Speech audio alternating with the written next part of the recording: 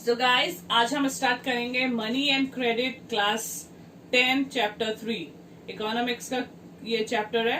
तो इसमें मैं दोनों हिंदी मीडियम और इंग्लिश मीडियम दोनों को कवर करने की कोशिश करूंगी ताकि दोनों क्लास जो मीडियम है उनके वो समझ में आ जाए।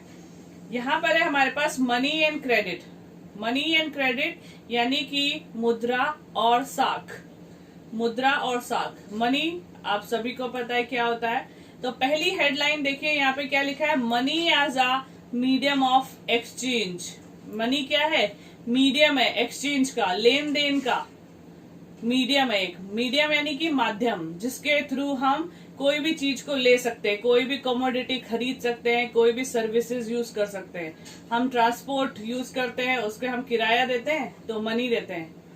हम रेस्टोरेंट में जाते हैं, कोई चीज खाते हैं, वहां पर भी हमें मनी देना पड़ता है। तो मनी क्या है? एक मीडियम ऑफ एक्सचेंज है। क्लियर? तो देखते क्यों मनी इतना जरूरी है और पुराने टाइम पे क्या होता था जब मनी नहीं था तो क्या किया जाता था। यहां पर देखो पहली लाइन हमारे पास क्या लिखी है, the use of money span a very large part of our everyday life. Look around you and you would easily be able to identify several transactions involving money in any single day. हम किसी भी दिन को लेकर बैठ जाएं, हमारे हर दिन का जो काम होता है वो मनी पर ही डिपेंड होता है।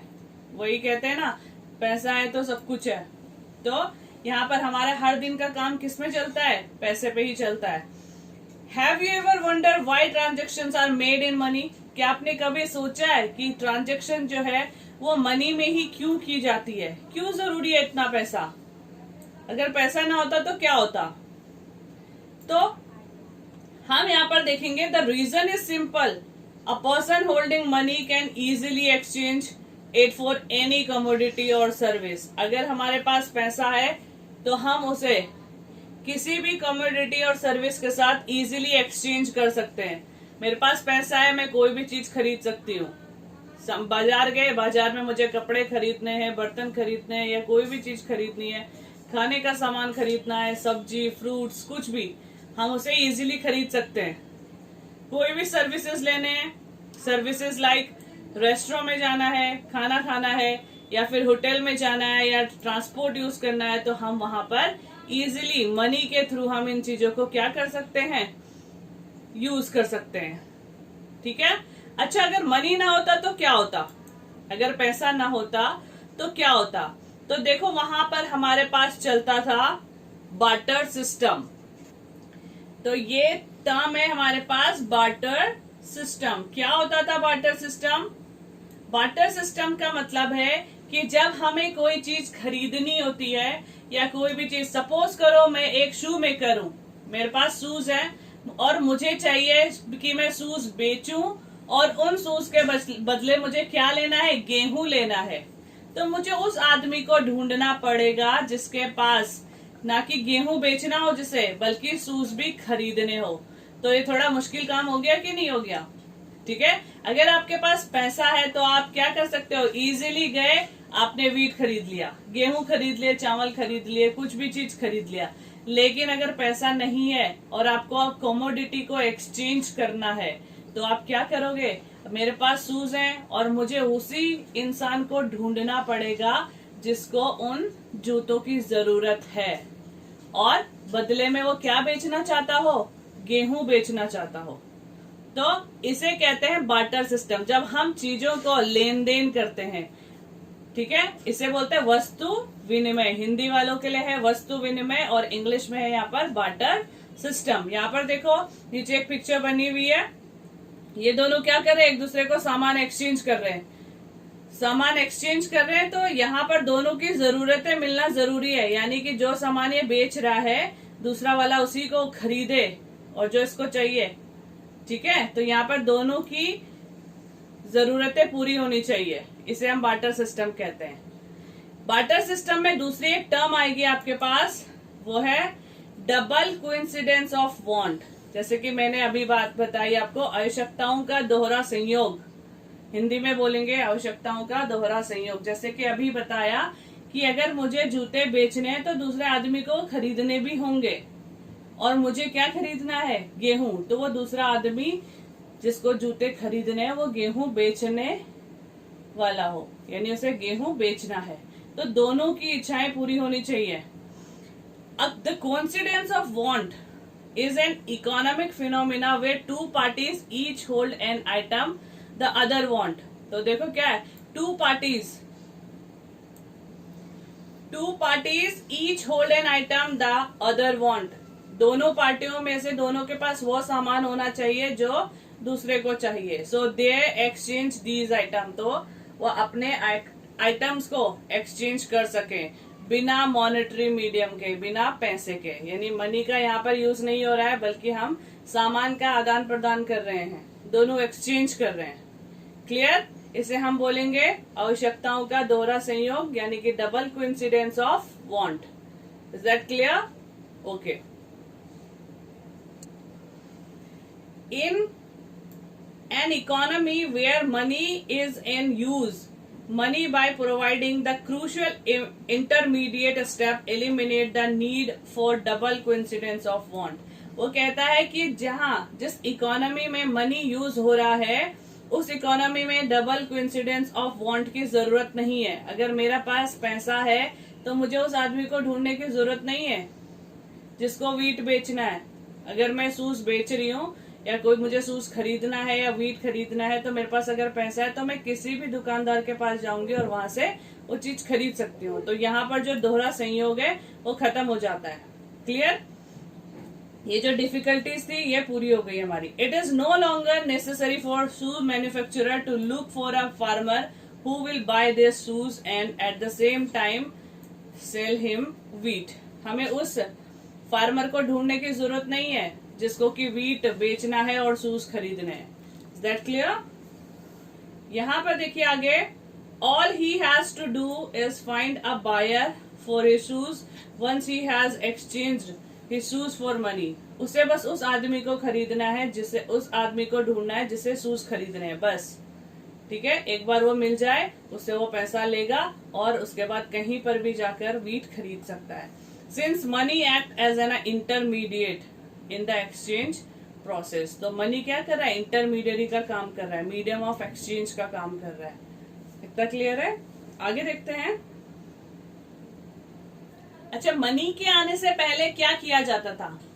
Modern form of money. अभी तो मनी है करेंसी जिसे हम बोलते हैं, यानी कि रुपीज नोट जो आपके चलते हैं। पहले क्या किया जाता था, कैसे हम यूज करेंगे? We have seen that money is something that can act as a medium of exchange in transaction. Before the introduction of coin, a variety of object used as money. For example, since the very early age, Indian used grain and cattle as money. यानी कि पुराने time पे जो लोग होते थे वो अनाज, कैटल्स, यानी कि किसी को गाय दे दी, किसी को बकरी दे दी, या भेड़ बकरी जो भी होते थे उनको हम एक्सचेंज के तौर पर यूज किया करते थे।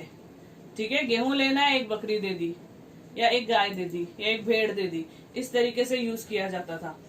There after came the use of metallic coin. उसके बाद यूज आए कॉइन, मिंट होना शुरू हुआ। गोल्ड, सिल्वर, कॉपर, अलग अलग राजा आए, राजाओं के टाइम पे अलग अलग टाइप के silver coin, gold coin, copper coin, coins का एज अ मीडियम यूज करने लग गए। ठीक है, अब आती है currency. Modern form of money include currency, paper note.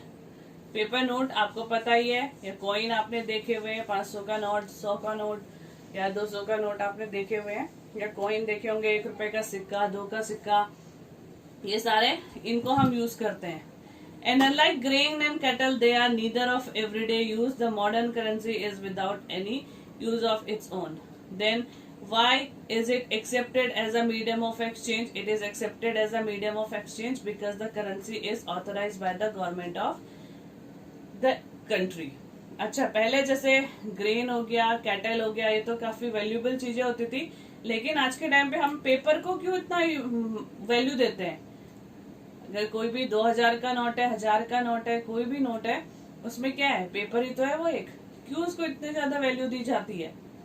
क्योंकि वो क्या है? ऑथोराइज्ड है गवर्नमेंट से, गवर्नमेंट ऑफ द कंट्री। किसी भी कंट्री की जो गवर्नमेंट है उसने उसे ऑथोराइज किया है कि हाँ अगर इस नोट पे 500 का नोट लिखा है और ये इंडिया से छपा हुआ है या किसी भी देश के गवर्नमेंट से रियल नोट है, नकली नहीं होना चाहिए, तो उसके बदले में हम कोई भी चीज खरीद सकते हैं, उसकी कोई वैल्यू है। In India the reserve bank of India, India में कौन इशू करता है नोट?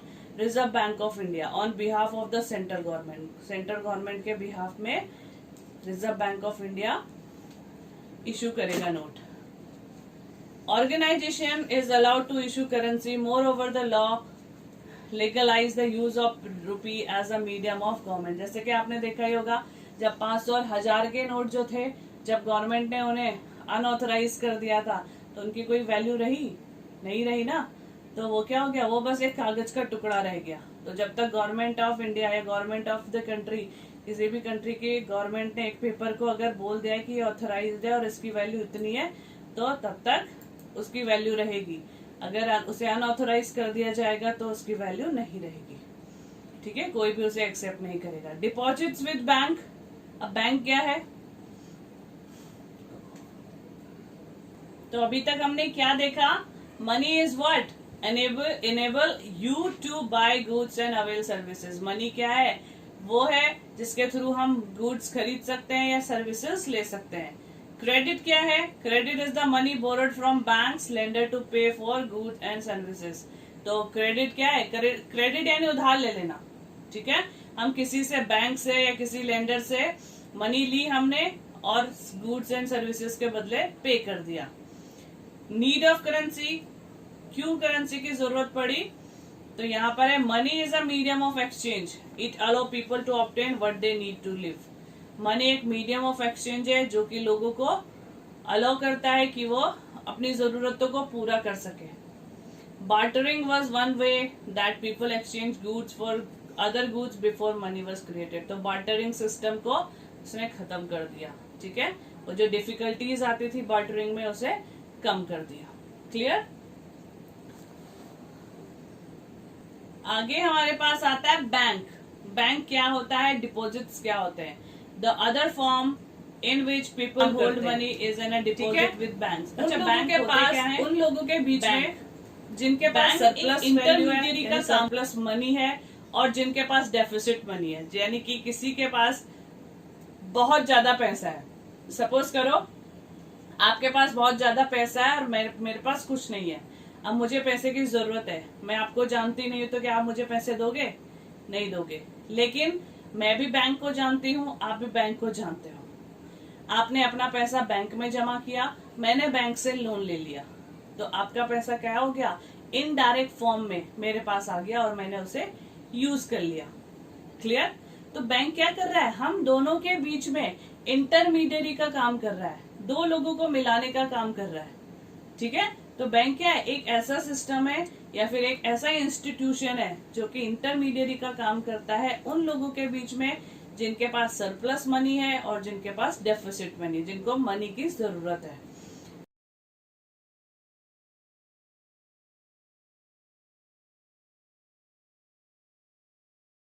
अच्छा, at a point of time people need only some currency for their day to day needs. हमें हर दिन के लिए ज्यादा पैसे की जरूरत तो नहीं पड़ती, कुछ अमाउंट ही मुझे चाहिए।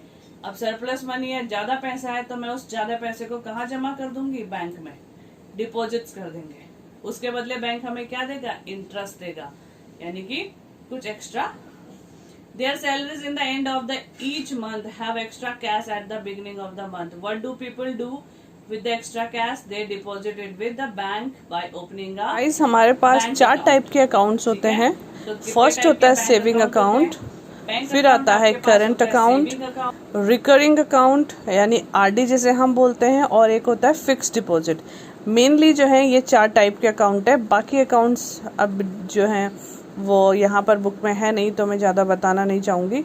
तो 4 टाइप के अकाउंट है। सेविंग अकाउंट्स, डिमांड डिपॉजिट जिसे हम बोलते हैं। डिमांड डिपॉजिट यानी कि हमने डिपॉजिट्स किए और जब हमारी डिमांड हो हम उसे निकाल भी सकते हैं। क्लियर? इसमें नंबर्स ऑफ ट्रांजैक्शन की कोई लिमिट नहीं है, आपके जितने भी चाहे ट्रांजैक्शन कर सकते हो। करंट अकाउंट में क्या होता है? करंट अकाउंट करंट अकाउंट में ये जो है जो बिजनेसमैन होते हैं वो ओपन करते हैं, क्योंकि इसमें एक फैसिलिटी दी जाती है ओवरड्राफ्ट की। ओवरड्राफ्ट क्या होता है, अगर आपका बैलेंस 0 है उसके बाद भी आप कुछ अमाउंट उसमें से विड्रॉ कर सकते हैं। यानी कि हमारे अकाउंट में कुछ भी पैसा नहीं है लेकिन फिर भी मेरे पास फैसिलिटी है कि मैं पैसा निकाल सकती हूँ, इसे ओवरड्राफ्ट कहते हैं। ठीक है, तो ये करंट जो अकाउंट होता है उसमें ये फैसिलिटी दी जाती है बैंक के द्वारा। उसमें आपको कुछ इंटरेस्ट पे करना पड़ता है बाद में, वो अलग से है। उसके बाद आपके पास आता है आरडी, रिकरिंग डिपॉजिट। इसमें क्या होता है कि आप हर मंथ कितना पैसा जमा करते हो। आप जमा तो कर सकते हो लेकिन निकाल नहीं सकते। ठीक है, आपने हर मंथ, सपोज करो आपने आरडी बनाई 1-2 हज़ार की, हर मंथ आपको 2-2 हज़ार रुपये पे करने पड़ते हैं, और या फिर वो अपने आपके अकाउंट से ऑटोमेटिकली डिडक्ट हो जाता है। तो हर महीने का आपका 2 हज़ार का ये बना, और आपने कितने साल की आरडी बनाई है वो साल जब कंप्लीट हो जाएगा तो वो आपको कंप्लीटली मिल जाएगा विद इंटरेस्ट। क्लियर? अब जमा तो कर रहे हो लेकिन निकाल नहीं सकते। फिक्स्ड डिपॉजिट में क्या होता है कि आप ना तो जमा कर सकते हो ना ही निकाल सकते हो। आपने एक स्पेसिफिक अमाउंट को जमा कर दिया, सपोज करो आपने 1 लाख रुपए जमा कर दिए 3 साल के लिए, तो 3 साल से पहले आप उसे निकाल नहीं सकते, ना ही उसमें जमा कर सकते हो, इसलिए उसे फिक्स कहा जाता है, फिक्स डिपॉजिट। क्लियर? हाँ, अगर इमरजेंसी है तो आप उसे निकाल सकते हो, मैच्योरिटी पूरी नहीं हुई है लेकिन फिर भी आप उसे निकाल सकते हो, लेकिन फिर उसके अलग से रूल्स होंगे। क्लियर? इंटरेस्ट कम मिलेगा आपको शायद से, तो ये सारे रूल्स होते हैं फिक्स डिपॉजिट के।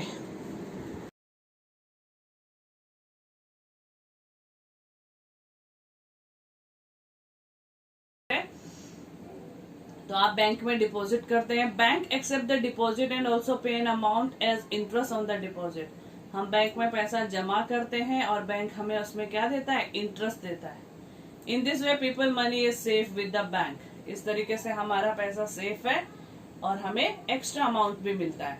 People also have the provision to withdraw. हमें ये भी फैसिलिटी है कि हम अपना पैसा जब चाहे निकाल सकते हैं। People also have the provision to withdraw the money as when they require, since the deposit in the bank account can be withdrawn on demand, यानी कि हम कभी भी उसे निकाल सकते हैं। तो इस तरीके के जो अकाउंट है, सेविंग अकाउंट, इनको हम बोलते हैं deposits are called demand deposits. यानी कि हमने डिपॉजिट तो कर दिया है लेकिन हमारी डिमांड पे ही वो वापस भी कर देंगे। Demand deposit offer another interesting facility. It is facility which lends it is in the it the essential characteristics of money medium of exchange. इसलिए हम क्या बोलते हैं, चेक। चेक होता है, चेक के थ्रू हम क्या कर सकते हैं, ट्रांजैक्शन कर सकते हैं। ठीक है, तो ये हमारे पास एक चेक है। मुझे जिसके नाम पे चेक काटना है उसका नाम यहाँ पर लिखेंगे।